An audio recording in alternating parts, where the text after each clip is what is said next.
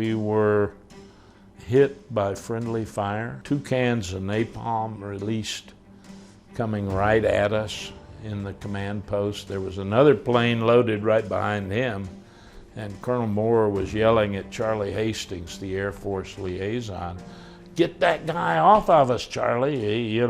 He figured we had to eat the first 2 cans, but we didn't need 2 more. And Charlie was screaming in his radio, and that guy pulled off finally. But we still had to deal with those 2 cans. They came right over our heads, and they hit maybe 20 yards less, but they were going away. So the fire thrust was that way. And you felt the heat instantly. And there was an engineer team that had been brought in to cut down trees and open up the landing zone. There were 2 of them caught there in the fire.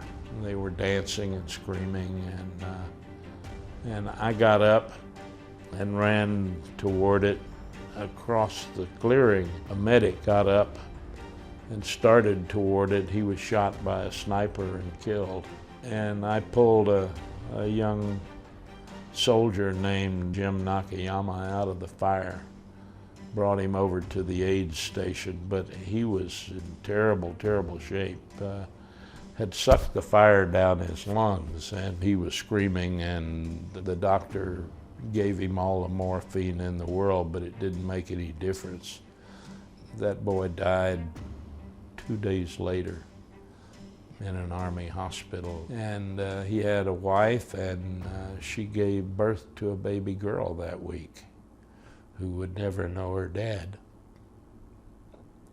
I've met them both, sat and talked to them, laughed and cried. They're good friends. Some of that stuff lives with you forever.